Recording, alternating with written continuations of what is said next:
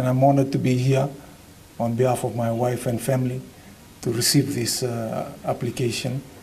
And I know that we will put this into good use to honor those that have left behind, that have left us. And once again, I thank the government of the day for the initiative. Na ACCF, na Solia, sa may pagkatawan tala no kulumani mata babale. Anang darataman ni bibu kilebo, o waritanra, na singni ko, sa may ato to na singni ko. Pagkawan na kapagalebo ba na turang, na Solia chikumay na pagkasal, may rawa, na tambula iya, hira na muri chikumay, harna may reda chikaya na matintu, mana saka chigo na singni ko, may chigo na bibili na lewin tomata na chigo saka na singni ko, may ndo togon ko buwasa, leka na singni ko, saba saka na kena. The payment of this compensation is obviously not something to be held with a lot of fanfare, but the only reason why we've actually had these presentations, as has been highlighted, we had the first one that was carried out with a young boy had passed away, and his mother was here. It's a very emotional issue, and it always will be whenever we make such compensation payments.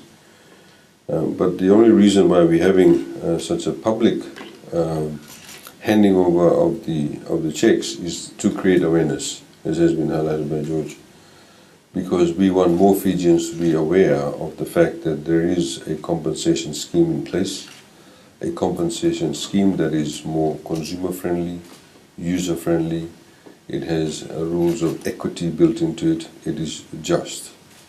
Because for decades in Fiji, many Fijians have actually lost out. Many people have been languishing, had their matters languishing in the court system. And many of the parties that were involved in it actually just seem to protract those litigations to simply not pay out. We now have a system that actually has what we call a no-fault system, so you don't have to necessarily to prove that you weren't at fault to be able to get compensation. The other point also is that compensation is not only on death, it is also for injury.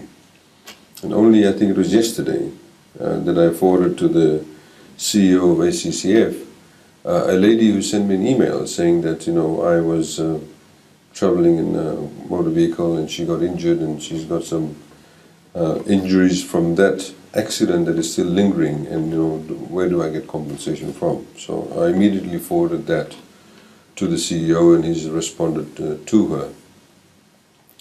The issue also is about the speed at which we respond. That's very, very important. In a couple of the cases here today, as soon as all the documentation is finalized, on the day itself, the ACCF actually approved the payment of the compensation. And when this particular law, when it was presented as a bill in Parliament, we actually did say that there's obviously opportunities in other areas that we will explore in the future, where we can include other forms of compensation within the scheme. Because the reality is that we have a lot of Fijians who have been, like I said, marginalized, have not received payments, and they continue to actually get further trapped into the poverty cycle. We've had families, for example, where the sole breadwinner has died, and as a result of which, you know, the family actually falls into a poverty trap. You no longer have somebody to supply income to them. With compensation now, they're actually able to get back onto their feet. Of course, nobody wants compensation in exchange for the life of their loved ones. But unfortunately, this is the reality of what happens. So I'd like to thank the two gentlemen who are here to be with us and to be able to publicly actually accept this. It's always, you know, quite, I think, emotional when hearing everybody speak about the passing away of their loved ones and how they are today here getting compensation. But I'd like to thank you once again for being here. And I'm sure that for your families it is not an easy matter. Our prayers are with you, and we hope that you can also become the ambassadors for ACCF and tell members in your community where you live as to the systems that are made available. Because as part and parcel of the government's agenda, we want to make things a lot more easier for individual citizens of our country, in particular when they need access to compensation or access to other services which they actually deserve, and which we as a government, which we as a country need to ensure is actually provided. I'd like to thank, of course, the board of ACCA. I want to take this opportunity for setting up this new organization, and also, of course, the CEO, who has also been working. In fact, I think he's a bit of a lone ranger. Probably has got 2 staff now, but I'm sure he's going to build that capacity within his office. But it goes to show, notwithstanding the fact that he has only got 2 people working for him, that he's able to process this compensation. So I'd like to thank the board. Thank you for your input, your hard work. It has not been easy, in particular when making a transition to such a system when there's a previous system that existed, various stakeholders, various interested parties. So thank you once again. I'd like to thank all of you here present. Please also, you must also become ambassadors yourself.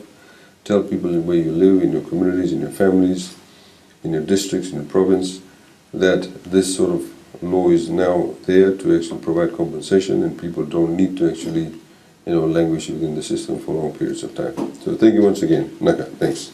I'd now like to just call George to accept this conversation. You stand here? Yeah.